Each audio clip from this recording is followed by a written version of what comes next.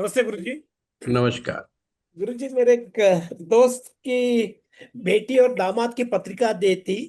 जी। शादी होके 3.5 साल हो गए हैं। सो जी। बच्चे के बारे में पूछ रहे हैं, पहली संतान के बारे में। सो जी। D1 में फिफ्थ हाउस तो खराब है उनका। मैं ठीक है। लड़की की कुंडली देख रहा था। तो अब हम्म, सप्तम में क्या क्या देखेंगे, कैसे देखेंगे? नहीं, सप्तम काय को देखना है? देखना नहीं वहां। सो क्यों D1। देखना है? अपने आप से ही क्वेश्चन पूछा करो, क्यों देखना है? नहीं, सप्तम सबसे संतान के पहले बाद में, बाद में। जिसकी जिसकी भी हम जन्म पत्रिका देखते हैं, उसके लिए हमें जो हमारा प्रश्न है हम्म। उस पर फोकस करना है। एक साथ हमने हस्बैंड वाइफ को नहीं देखना, दिमाग के अंदर वन बाय वन देखना है। जैसे आपने लेडीज की कुंडली को उठाया और करेक्ट। आपने देखना शुरू किया, तो हम्म। आप स्टेप बाय स्टेप चलेंगे। जब भाव भाव। स्टेप बाय स्टेप चलते हैं तो चीजें हमें समझ में आएगी। करेक्ट। पहला सूत्र लगाना है भाव भावेश कारक। करेक्ट। भाव भावेश कारक सिर्फ आपके प्रॉमिस को दिखाएंगे। Promise may be false, may be true, कुछ भी हो सकता है। मतलब वो रिजल्ट्स नहीं है कि हम उसको कहते जी ये फाइनल रिजल्ट है।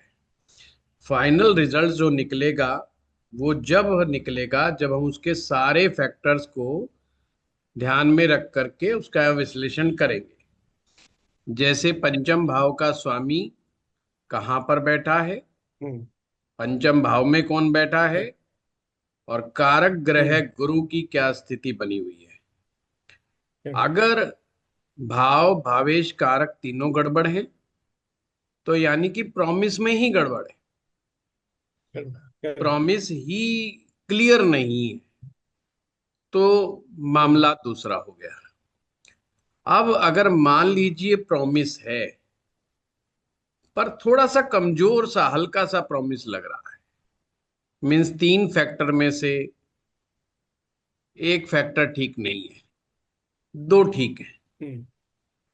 तो ये हल्का प्रॉमिस तो है भाई, प्रॉमिस तो बन रहा है। अब हमें देखना पड़ेगा रोक कौन रहा है। तो संतान को होने से रोकने के लिए लेडीज के केस में तीन चीजें मेन होती हैं। वो तीन चीजें क्या है? पहली, चंद्रमा। अगर चंद्रमा पीड़ित है तो इसका मतलब उसे सबसे पहले अपनी जो लेडी वाली साइकिल है, मेनोस्ट्रेशन जो साइकिल है, मासिक धर्म वाली जो प्रक्रिया है, उसको सही ढंग से चेक करवाना पड़ेगा और उसी का इलाज करना पड़ेगा। दूसरा, हमें ये दिखाता है कि महिला में कहीं ना कहीं डीप स्ट्रेस है। डीप स्ट्रेस है या संतान को लेके ही डाउट है। महिला का डाउट क्या हो सकता है? अक्सर महिला का ये डाउट होता है कि जिस आदमी से मेरा विवाह हुआ है, जैसा मैं चाहती थी वैसा नहीं मिला। जैसा मैं चाहती थी वैसा तो मिला नहीं, आदमी मिल गया गड़बड़। अब महिलाओं की आदत है कि वो किसी भी चीज को सीधे तौर पे, खास करके छिपाने वाली बातों को खुल करके कभी भी व्यक्त नहीं करती है, तो वो डिले की तरफ लेकर के जाना शुरू कर देती है। अब आप कहेंगे जी ऐसा तो नहीं करती है, डिले की तरफ तो नहीं दे रही, क्योंकि वो भी प्रयास कर रही है, पर ये वास्तविकता नहीं है। जब भी तो कहते हैं महिलाओं का भावनात्मक स्तर पुरुषों की अपेक्षा कई गुना बलशाली होता है। अगर वो भावना के साथ नहीं है, वो इमोशनली अटैच नहीं है, तो सिर्फ उसके अंदर एक ऑटोमेटिक प्रक्रिया चलेगी और वो उस प्रोसेस को ही डिले करती रहेगी। कैसे डिले होगा? क्योंकि चंद्रमा दिखाता है कि गर्भ धारण करने के समय को, गर्भ धारण करने का समय वही आगे पीछे होता रहेगा। मासिक साइकिल ठीक है, फिर भी वह आगे पीछे होता रहेगा। अब उसका जिम्मेवार कौन है? उसका जिम्मेवार उसकी भावनाएं हैं। अब वो सभी से एक ही बात कह रहे हैं कि we are trying, but she is not trying. अब ये हमें कैसे पता चला? क्योंकि चंद्रमा ठीक नहीं है। दूसरी बात, Mangal, second planet is Mars. Mars बहुत बड़ी गड़बड़ पैदा करता है, बट वो होने ना होने की बात को नहीं कहता। उसका उस चीजों से कोई लेना देना नहीं। Mars creates the atmosphere inside गर्भ। गर्भ के अंदर का एटमॉस्फेयर मंगल के द्वारा डिसाइड होता है। एक प्रॉपर एटमॉस्फेयर की रिक्वायरमेंट रहती है महिला के गर्भाशय में। एक स्पेसिफिक टेम्परेचर की रिक्वायरमेंट रहती है एग को सही तरीके से फ्रुक्टिफाई करने में। अगर महिला का मार्स गड़बड़ है तो वो क्या करेगा? चंद्रमा अगर ठीक है, मार्स गड़बड़ है, तो चंद्रमा क्या करेगा? उसको एक वो दे देगा, पर अंदर का जो मार्स वो उसको डैमेज कर देगा। जिसे हम कहते हैं भाई, एग्स टूट गए, अंडे टूट गए। महिला ने कहा जी मैं तो हो गई हूँ, प्रेग्नेंट हो गई हूँ। डॉक्टर ने कहा यस प्रेग्नेंट, पर अगले महीने पता चला कि कुछ गड़बड़ हो गई है।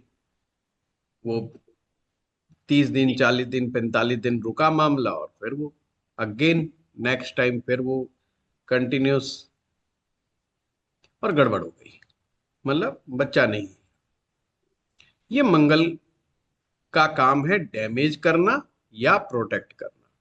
हमें मार्स की एट्रीब्यूट्स को समझना पड़ेगा। या तो डैमेज करता है या प्रोटेक्ट करता है, दो में से एक काम करेगा। तो मार्स विल डिसाइड कि वो प्रोटेक्शन की साइड में कि डैमेज की साइड में। And after that third is a Jupiter. Jupiter अपने आशीर्वाद की बात करता है, पर समस्या जुपिटर के साथ और मरकरी के साथ दो होती है। जो सर्वाधिक शुभ ग्रह होता है उनमें अत्यधिक छिपी हुई अशुभता विद्यमान होती है, केवल मात्र नाराज होने मात्र से। बात अलग है, मरकरी का कोई लेना देना नहीं है। बट मैं एक समझाने के लिए आपको ये बात लेके आया हूं कि अगर गुरु नाराज है तो फिर वो सारे खेल को बिगाड़ देगा। फिर प्रश्न उठता है, फिर उन महिलाओं का क्या जिनका गुरु खराब है? कुंडली में जिसके बारे में हमने बताया था यार गुरु तो खराब है, इनका Jupiter is not well placed. Jupiter is not well placed, फिर भी उनको तो बच्चा हो गया। ऐसा क्या घटित हुआ? तो उसके ऊपर मंथन करना पड़ेगा आपको, क्योंकि गुरु सदा नाराज नहीं रह सकता। गुरु को मात्र मनाने मात्र से, क्षमा याचना मांगने मात्र से भी गुरु हो सकता है हैप्पी हो जाए। बट उसके अंदर मैंने क्या कहा, छिपी हुई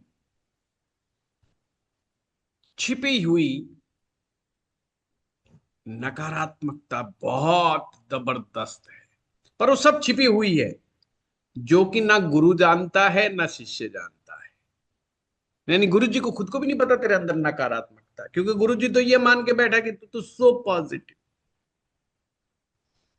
बट जुपिटर जिस जगह पे भी बैठता है, जिस स्थान पर भी बैठता है, उस स्थान को डैमेज कर सकता है। उसे अगर जगह ही पसंद नहीं आई बैठने की, कुंडली में तीसरे भाव में बैठ गया, हो गया गुरुजी नाराज। कुंडली में दूसरे भाव में बैठ गया, हो गया गुरुजी नाराज। कुंडली में छठे भाव में बैठ गया, गुरुजी नाराज। सप्तम में बैठ गया, गुरुजी नाराज। अष्टम में बैठ गया, गुरुजी नाराज। गुरु जी के नाराज होने के चांसेस बहुत ज्यादा बढ़े। गुरु जी को आपने 12वें भाव में भेज दिया, गुरु जी फिर नाराज। क्या मतलब है यार, तुमने मुझे कहाँ भेज दिया, आपने मेरा वेलकम ठीक ढंग से नहीं किया। बट जैसे ही कोई महिला, चाहे वो साकार को मानती है चाहे निराकार को मानती है, मतलब किसी भी तरह से कनेक्शन अगर वो बिल्ड कर लेती है अपना, किसके साथ, यूनिवर्स के साथ। अगर वो किसी देवी देवता को मानती है, अगर वो उसके साथ बिल्ड कर लेती है, चाहे वो कृष्णा जी हो, चाहे हनुमान जी हो, चाहे राम जी हो, जुपिटर उसका बिल्ड होने लग जाता है, ठीक होने लग जाता है, एंड कंसीव कर लेती है। प्रॉब्लम इस तरीके से हमें देखना है।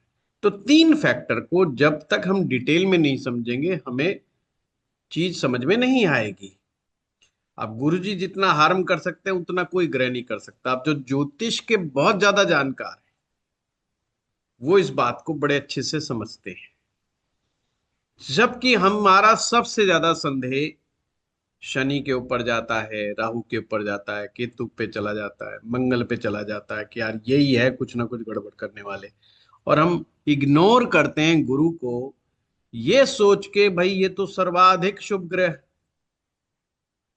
बुध को मानते हैं, ये बेचारा करेगा ही क्या, इसमें तो ताकत नहीं है, बल नहीं है, ये तो इंपॉर्टेंट प्लेनेट है।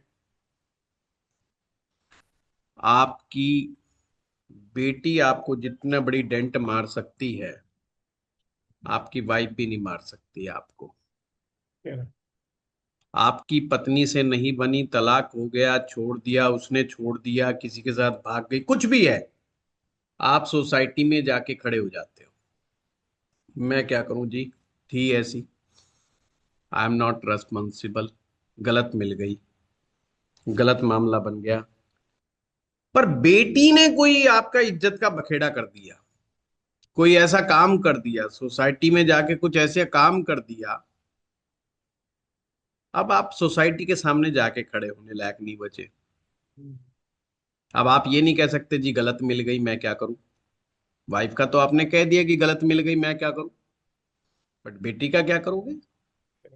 लोग पीछे से हंसेंगे, बोला बाप है ये क्यों नहीं रेस्पॉन्सिबल। हमने देखा होगा ना सोसाइटी में, जब लड़कियां कोई गलत स्टेप उठा लेती हैं या किसी लड़के के साथ भाग जाती हैं या गलत मैरिज कर लेती हैं या गलत रिलेशनशिप में इन्वॉल्व हो जाती हैं, तो क्या होता है, पिता को सबसे बड़ा डेंट झेलना पड़ता है, माता को भी नहीं झेलना पड़ता। क्योंकि उसके यार दोस्त जब जिसको भी वो सारे उसको एक ही बात सुनाते हैं, तेरा कसूर है, ध्यान नहीं रखा, यू आर, वो इनडायरेक्ट वे में कह रहे हैं you are the responsible person. आप घर में जाके गुस्सा तो उतार लेते हो, आप अपनी वाइफ को 20 गालियां दे देते हो कि you are responsible, you are, but society नहीं मानती।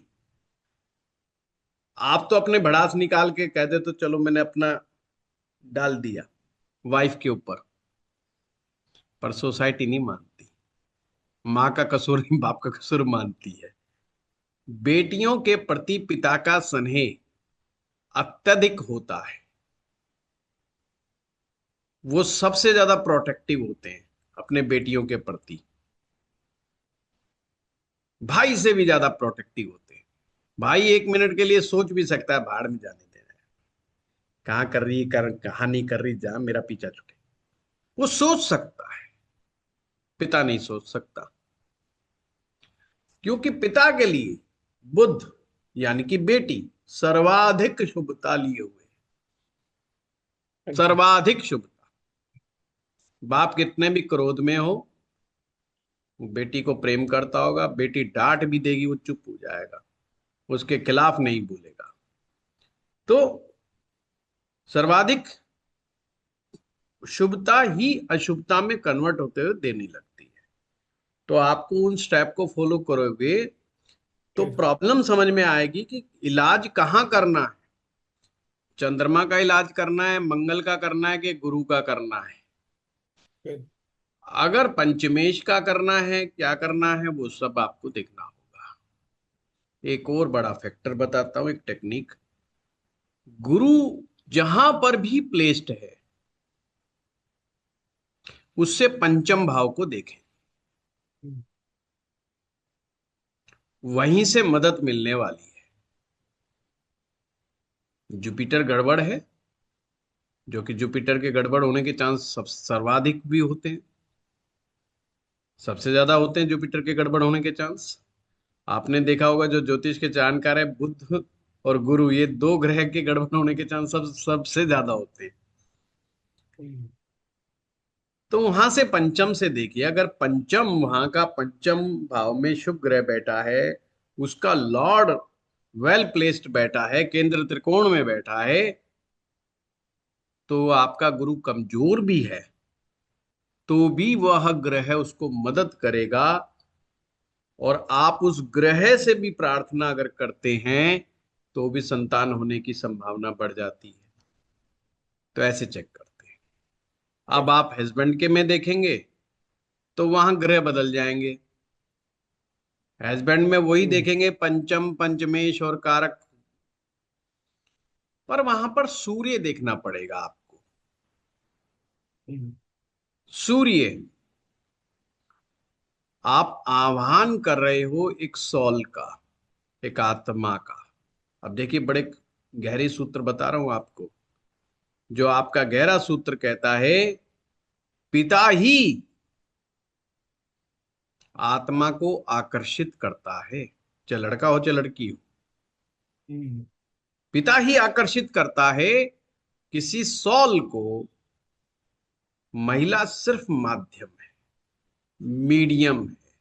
उसके पास पावर नहीं है किसी भी इस तरह की नेगेटिव या पॉजिटिव सोल के बीच में डिफरेंस करने की। यानी कि महिला के पास ये पावर है ही नहीं कि वो कहे कि जी अच्छी संतान हो जाए तो अच्छी हो जाए, क्योंकि महिलाएं तो सारी ही चाहती हैं कि महिला, कोई महिला ऐसी नहीं दुनिया की जो नहीं चाहती कि भाई संतान बुरी हो जाए। सब चाहती हैं अच्छी संतान। पर समस्या ये, वो तो बेचारी चाहती हैं, पर पुरुष, अट्रैक्ट करने की पावर तो उसी में है, सोल का कनेक्शन है वहां से। तो आत्मा को आकर्षित करने का जिम्मा, आकर्षित का मतलब है यहाँ पे सिंपल मैं बता दूं, कई बार मैं भावनाओं में बोलता चला जाता हूँ, फिर बाद में मैं, अगर गलती से कोई मेरा ही सुनवा दे, फिर मुझे लगता है यार ये ढंग से तो मैंने इतना बढ़िया फिलोसफिकल तो बोल दिया, पर इसका माइनिंग मीनिंग क्या होगा ये तो यार मुझे समझाना ही मैं भूल गया। इसका मतलब यह है अच्छे गुण और बुरे गुण। अच्छे गुणों से युक्त या बुरे गुणों से युक्त, आप किसको आकर्षित कर रहे हो, वो सन डिसाइड करता है। अब सन ही गड़बड़ है। सन गड़बड़ होने से दो बात हो सकती है। पहली, या तो आप किसी भी तरह की सोल को अट्रैक्ट ही नहीं करेंगे, या गड़बड़ सोल को अट्रैक्ट कर लेंगे। समस्या है। हम सूरज को, जब सूरज की कमजोरी पाते हैं तो हमें ज्यादा ज्यादा क्या होगा यार, कोई बड़ी बात नहीं है, पिता के साथ नहीं बनेगी, सरकार में नौकरी नहीं करेंगे, सरकार हमें फायदा नहीं देगी, फलाना। अरे भाई, पूरी लीनिएज, वंश का जो ग्रह है माना जाता, सूर्य क्यों माना जाता है, हमारी लीनिएज को क्यों सूर्य दिखाता है, उसके पीछे का जो रीजन है वो सबसे बड़ा यही है कि भाई वो, वही अगर गड़बड़ हो जाएगा तो आप किस किस को आमंत्रित कर ले, कैसी सोल को आमंत्रण कर ले, वो बड़ा भारी है। सूरज के बाद फिर नंबर आता है शुक्र का। शुक्र जो है वो आपकी उस क्षमता को दिखाता है, जिस क्षमता के कारण, जिस शक्ति के कारण गर्भाधान पॉसिबल है, संभव है, गर्भाधान संभव बनाता है, वो शुक्र है। पुरुष की अगर शुक्र धातु कमजोर होगी, पुरुष की शुक्र धातु यदि कमजोर होगी तो दो चीजें गड़बड़ होगी। पहली, पत्नी प्रसन्न नहीं रहेगी, हाँ, ये कह सकते हैं पति पत्नी किसी की प्रसन्न नहीं होती, वो बात मजाक की है। बट एक होता है प्रसन्न ना रहना, एक होता है भाई ठीक है, आज प्रसन्न नहीं हूं पर कल प्रसन्न हो सकती हूँ, ऑन ऑफ चलता रहेगा। तो शुक्र धातु की कमजोरी नंबर वन इस चीज को भी दिखाती है, दूसरा गर्भाधान करने की क्षमता को भी दिखाती है। पर पुरुष की सर्जन क्षमता पंचमेश दिखाता है। पंचम भाव का स्वामी जितना वेल प्लेस्ड और स्ट्रांग होगा, वो उसकी सृजन क्षमता को दिखाता है।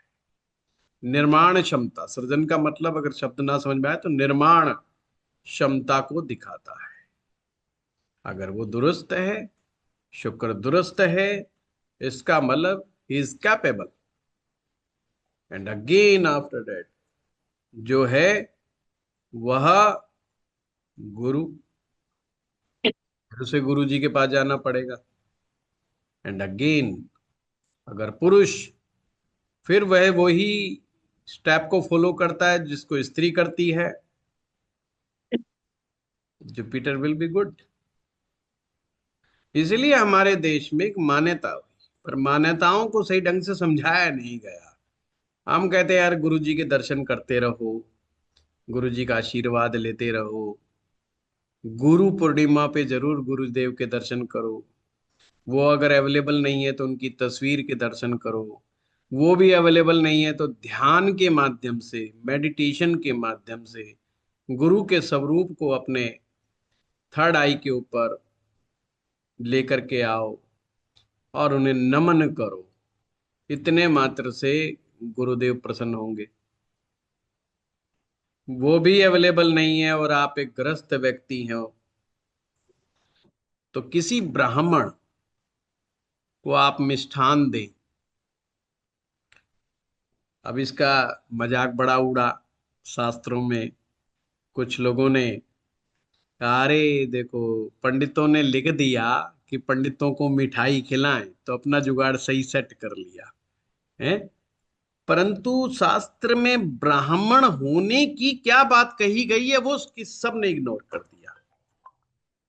कि ब्राह्मण किसको कहा गया, उसकी क्या संज्ञा है, उसकी संभावना होने के लिए ब्राह्मण उत्पन्न नहीं होते, ये ध्यान रखना।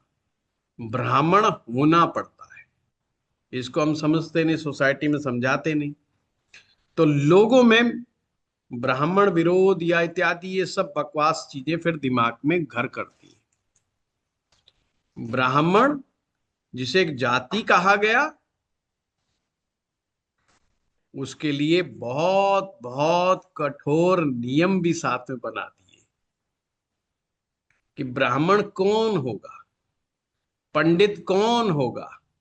नियम है, जो विद्वान है वो पंडित है, वो चाहे किसी भी जाति में पैदा हुआ हो तो पंडित है, किसी भी जाति में पैदा हो, और किसी भी जाति में पैदा हुआ हो और वो ब्राह्मणों के गुणों का समावेश अपने अंदर लेकर के आए, अपने जीवन में परिवर्तन पैदा कर दे, वो ब्राह्मण हो जाएगा। हर व्यक्ति शूद्र ही पैदा होता है, ब्राह्मण तो उसे होना पड़ता है अपनी विद्वानता से, अपने कर्मों से, अपने ज्ञान से और अपनी जीवन की दिनचर्या से।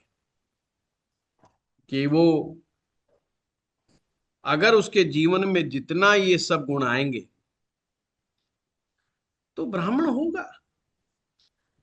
अब ऐसे व्यक्ति को आप मिष्ठान खिला दो जिसको आप ब्राह्मण मानते हो कि हाँ ये तो ब्राह्मणों से, ब्राह्मण का जो गुण है उससे युक्त है, तो भी आपकी बात सही मानी जाएगी, आपको रिजल्ट वैसा ही मिलेगा।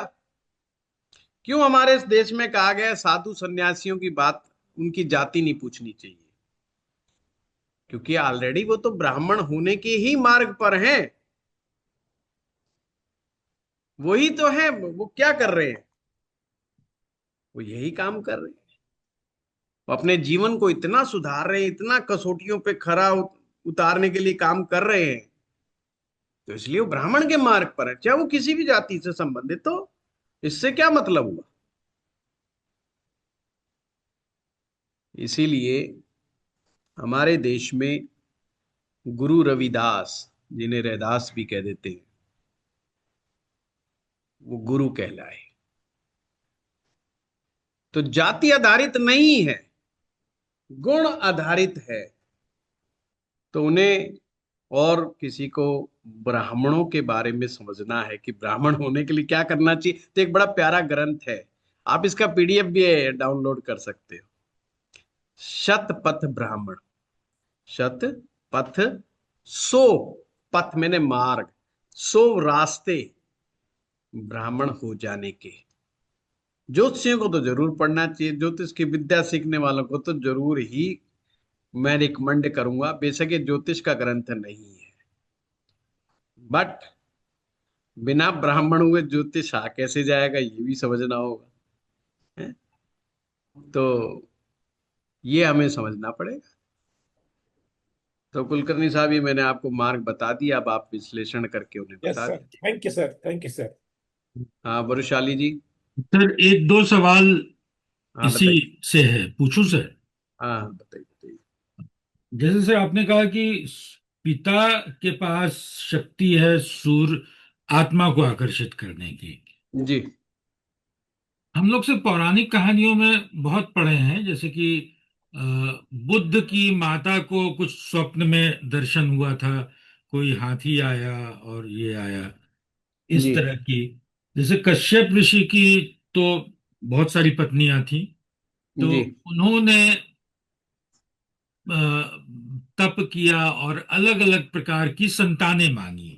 किसी ने जी नाग के तरह की संतान मांगी, किसी ने जी जी। किसी तरह की संतान मांगी। तो यहाँ तो सर माता के पास शक्ति दिख रही है कि शी कैन अट्रैक्ट, या उनको ऐसा आभास हुआ? Number one. Reason reason reason Pratap ji, मैं यहीं पर आता हूँ, जो आपका लास्ट का जो लाइन है जी। कि महिला, जी। महिलाओं को भावनात्मक तौर पे सब सर्वाधिक स्ट्रांग माना जाता है, नंबर एक बात। जी। नंबर दो बात, पुरुष कभी भी इस चीज का ध्यान ही नहीं रखता कि उसके पास ये शक्ति है। उसको मालूम ही नहीं, उसको कोई आइडिया ही नहीं दूर दूर तक की। पुरुष जब तक संतान की कामना नहीं करता, जब तक उसको ये क्लियर ना हो जाए संतान बाबूजी हो ही नहीं रही है, हो ही नहीं रही है, फिर तो मंदिरों मंदिरों धक्के खा लेगा, फिर तो हर जगह काम करने को तैयार हो जाएगा। पर शुरुआती दौर में उसका उस चीज से कोई लेना देना नहीं है, उसके पास एक अहंकार है, एक अहम है कि yes you can do it, कि तुम कर सकते हो, इसलिए वो सूत्र छिप गया। दूसरी बात, हमारे शास्त्रों में महिलाओं को ही सर्वाधिक शक्तिशाली बताने का प्रयास हुआ है, और ये बात उसी को कही जा रही है कि भाई महिला जो है, जब भी प्रार्थनामय होगी, उसकी प्रार्थनाओं का असर ज्यादा गहरा होता है। पर जहां तक आकर्षण की बात है, जी। आत्मा के आकर्षण की बात है, तो वो पावर महिला के पास नहीं है, उससे उसका गुरु ग्रह ठीक होता है। जी। अब एक सूत्र है बड़ा प्यारा कि भाई, कर्ता कर ना सके, तीन लोक नौ भूखंड में, कर्ता कर ना सके, गुरु करे सो होए। वो आपने सूत्र समझा होगा। जी।